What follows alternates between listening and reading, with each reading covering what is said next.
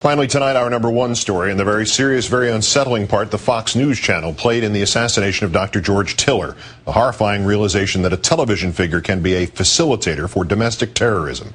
This was underscored, proved even, today when a man named Frank Schaeffer wrote for the Huffington Post that as a former member of the anti-abortion activist far right, he believes he, quote, shares the blame for the murder of Dr. Tiller, as we believe here does Fox News channel. Schaeffer followed his father, Francis, an evangelist, into the field, each writing books. His father's was called A Christian Manifesto. In certain passages, he advocated force if all other methods for rolling back the abortion ruling of Roe v. Wade failed. He compared America and its legalized abortion to Hitler's Germany and said that whatever tactics would have been morally justified in removing Hitler would be justified in trying to stop abortion. Like many writers of moral, political, religious theories, my father and I would have been shocked that someone took us at our word, walked into a Lutheran church and pulled the trigger on an abortionist. But even if the murderer never read Dad's or my words, we helped create the climate that made this murder likely to happen. Of course, in this case, the murderer clearly heard the words from Fox News channel, or in the most benign of constructions, read the words of those who had heard the words from Fox News channel. There is a comment thread from the Operation Rescue website from April and May 2007. I'm not implying these other posters had a hand in this. These are merely comments from readers about an anti-Tiller prayer event in Wichita. It begins with a post from April 6th asking, has Bill O'Reilly been invited to any of the Tiller events, and if so, what has been his reply? Has Fox News covered any of the events? There are two subsequent answers echoing the invitation, and then there is the 9th post from May 19th, 2007, which reads, bless, misspelled, everyone for attending and praying in May to bring justice to Tiller and the closing of his death camp. That was posted by Scott Roeder. Scott Roeder is the name of the suspected terrorist who was arrested yesterday for assassinating Dr. George Tiller. And what were the kinds of things he and or those around him heard about Dr. Tiller from Fox News?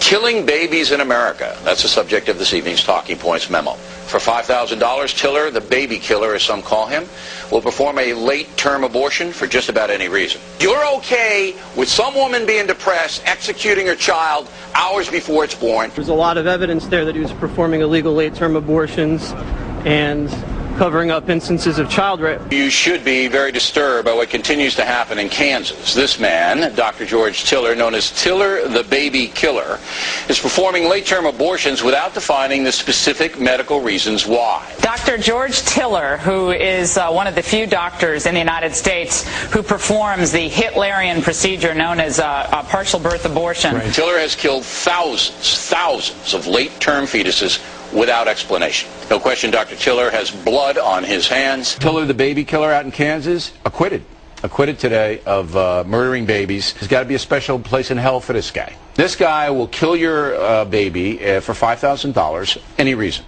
Any reason. You go in, you go, the Glenn Beck program upset me today and I can't have the baby. I mean, bang, you got $5,000, he's taking them out.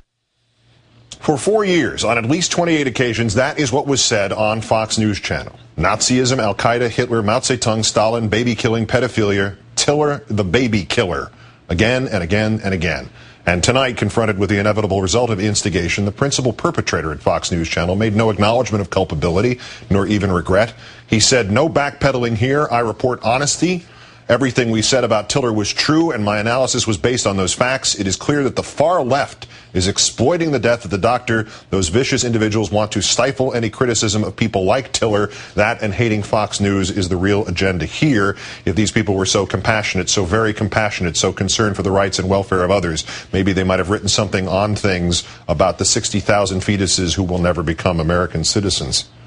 It is useless to urge restraint on men who believe self-editing of freedom of speech should apply only to others, that they are flawless and blameless and righteous. It is useless to make Frank Schaeffer's argument to them, even though they have made parallel ones about how liberal television degrades children, about how liberal television hypnotizes voters, about how liberal entertainment destroys American values.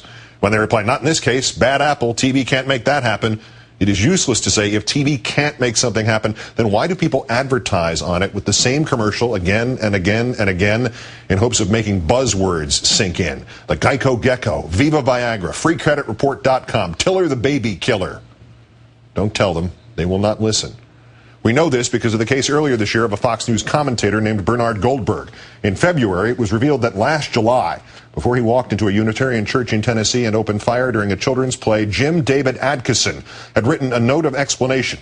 This was a symbolic killing, he said. Who I wanted to kill was every Democrat in the Senate and the House, the 100 people in Bernard Goldberg's book. That 2005 book was called The 100 People Who Are Screwing Up America, and on the list was everybody from Al Gore to Anna Nicole Smith. Mr. Goldberg did not even offer as much as his regrets, never mind offer his resignation.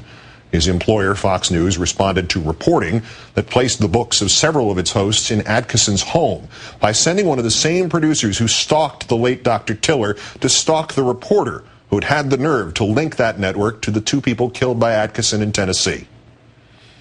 So what to do? Viewer boycotts mean little. You are already here. You are not watching Fox News Channel. Advertiser boycotts are also of limited value. Most make barely a dent in a company. Besides which, in this economy, an advertiser that found its sales boosted by association with malaria would start breeding mosquitoes. If there is a solution, it is perhaps an indirect boycott. It is probably your experience, as it has been mine, that stores, bars, restaurants, waiting rooms often show Fox News on their televisions. Don't write a letter, don't make a threat, just get up and explain. If they will not change the channel, leave the place and say calmly why it is you are taking your business elsewhere. If you know a viewer of that channel, show them this tape, or just the tape of the attacks on Dr. Tiller that set the stage for his assassination. Fox News Channel will never restrain itself from incitement to murder and terrorism, not until its profits begin to decline, when its growth stops.